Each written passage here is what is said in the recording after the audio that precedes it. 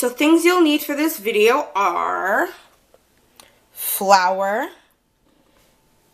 baking soda. Don't use baking powder because it's something completely different. Oh, you have to use baking soda. Don't mind, I have it in a peanut jug because the box broke, but make sure it is baking soda, not powder. You'll need salt, unsalted butter. You could use the sticks if you'd like. I just don't have sticks, so I'm just going to use this stuff. I always use it. It's butter, it's not salted, so it's fine. You will also need sugar. You're supposed to use brown sugar and white sugar. I don't have brown sugar at the moment, so I'm just going to use all white sugar. But if you have brown sugar, I guess it's better to use both. We'll see how it turns out. It should be fine. And vanilla extract, 2 eggs, and chocolate chips. I don't know if it's important which chocolate chips you use. I'm using these ones. You could use milk chocolate or dark chocolate or white chocolate, whatever kind of chocolate you have at home or whatever's your favorite. You could use that. And you will also need a baking tray, parchment paper. You should use the parchment paper and not the wax paper because the wax paper, it doesn't do well in the oven, I should say. If you've used parchment wax paper before and it was fine, I guess you could use that, but the recipe recommends to use parchment paper. A hand mixer, or if you'd like to use, if you have a stand mixer, that would be fine too. You will also need a sift to sift together the flour and all the dry ingredients. It just makes it smoother and the cookies come out better. A medium-sized bowl, a large-sized bowl. I have, instead of measuring cups, I have these like measuring spoons. So you see it's like 1 cup, 1/8 of a cup, and they have all these different measurements. You will also need measuring spoons, so for like teaspoons and such and so on, and a wooden spoon. So let's get started. So the first thing you're going to want to do is cut your parchment paper to fit your baking tray. You're going to need scissors obviously for that, so yeah. If it's a little too big, it's fine, and if it keeps rolling up, I suggest you just turn it over, kind of push it into the corners. Either way, once the cookies are on it, they'll definitely stay.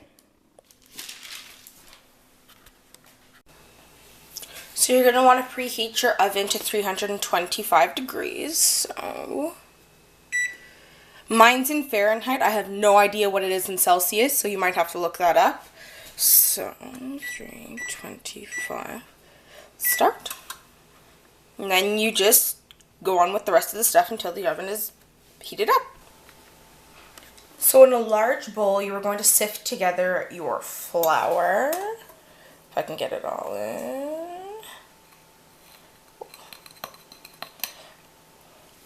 Your flour, your salt, and your baking soda. Now when you sift it, it just makes sure that everything is mixed well, and also that it just comes out a lot smoother.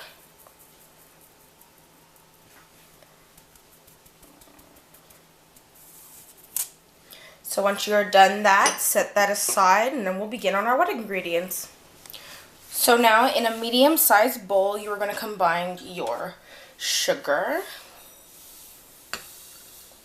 Now if you do have brown sugar, the measurements would be 1 cup of brown sugar and half a cup of white sugar. But since I don't have brown sugar, I'm doing 1.5 cups of white sugar. And also to that, you are going to add your butter that's been melted. And the way I melted my butter was I put it in a bowl or whatever that is, and I put it in the microwave for 15-second intervals, and after each 15 seconds I just stirred to make sure that all the pieces were breaking up. And depending on your microwave and what kind of butter you use, it'll take longer or a shorter amount of time. Some will take 10 seconds instead of 15, some will take 20 seconds.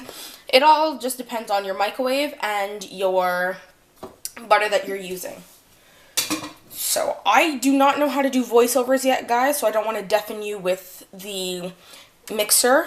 So I'm going to mix it and then show you what it looks like after. So basically, the butter and sugar are going to come out to a creamy consistency. Let me just take these off here. And it's pretty much just gonna, I don't know if you could see that very well.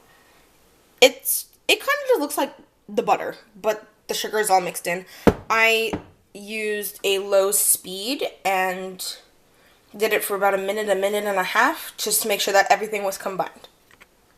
So you just pretty much need to cream the butter and the sugar together. Okay guys, we are almost done. Now you are going to slowly pour in the dry ingredients into the wet ingredients. I'm going to use a spoon to show you guys what it looks like, because the mixer I'm using is just really loud and I don't want to make you guys go deaf.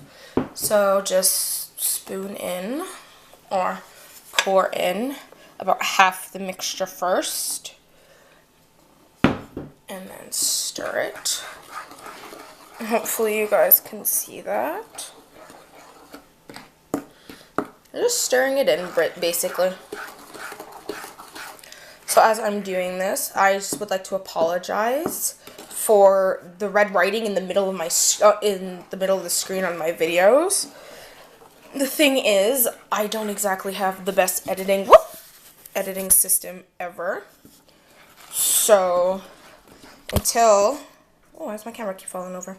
Until I find a good one, you'll have to stick with the red writing in the middle of the screen. I'm sorry. Hopefully soon I will find a better one. So pretty much you're just mixing this all in, making sure there's no flour on the sides. Just want to make sure it's all here, come here, towel, all combined in nicely. So after I'm done this, I will show you guys what it looks like. It's pretty much the last step, and I've just realized I haven't exactly been telling you guys the measurements for all the ingredients. So it'll be in the description bar below. I'll put all the measurements and stuff. So your last step pretty much is to add your chocolate chips and stir them in. Make sure that they're all evenly distributed, because you don't want some pieces having more chocolate than others, even though that's not so bad. You don't want some of the cookies not to have chocolate chips. So once this is all stirred in, I will show you guys what it looks like. So guys, this is pretty much what it looks like. I know it looks a little runny, but it's thick. And the best way to find out if your cookie dough is good is eat it. Because if the cookie dough is good, and so is the cookie. So I find using a ice cream scoop to scoop out the cookies, makes them pretty much all the same size. If you don't have one with the thingy here, it just makes it come out easier. If you don't have one of those, using a regular ice cream scoop would be fine. So when you're doing this, you're gonna wanna lay them on the cookie sheet with the parchment paper on it about 2 inches apart from each other. If you run out of space on your first one, just get another one and keep going. So yeah, so I ended up having to use one, and I guess you could say half a tray. So I made the first batch. They're a little big, so they're all going to spread out into each other, but that's okay. You can cut them off after. These ones look like they'll be fine. So now that the oven is all preheated, you can put them in the oven.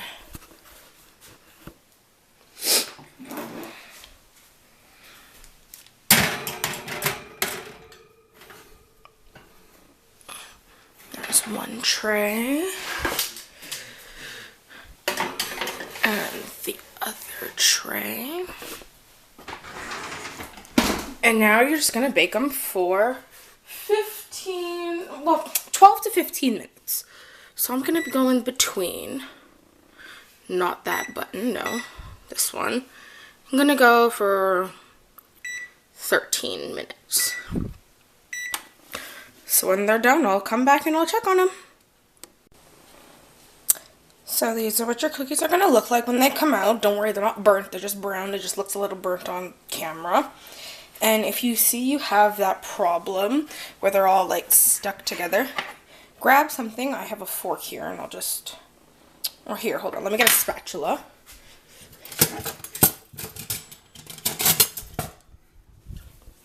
You get a spatula and you just break them up. Just whoop. Just kind of run it through the whole thing there. Not all of them are lined up very well, but just kind of cut them apart. That way when you're ready to lift them off, you can just lift them off easily. It's just, if your cookies are stuck together, just kind of give it a little cut. They'll still taste good, it doesn't matter what they look like. They're going to be eaten anyway.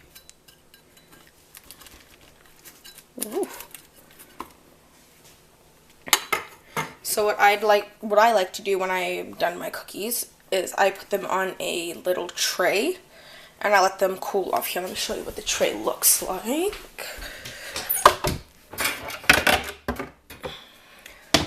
A little tray like this, and it just makes it cool off faster. All the air circulating and stuff. So when you're done, just put your cookies on a tray and then let them cool for about 5 minutes, and then they should be ready to eat and you could enjoy. So guys, I hope you enjoyed that video. Like, comment, and subscribe. If you try out the cookies, let me know in the comment box below. I want to know what kind of chocolate you used, if you liked the cookies, if you didn't. And yeah, hope you guys have a great day.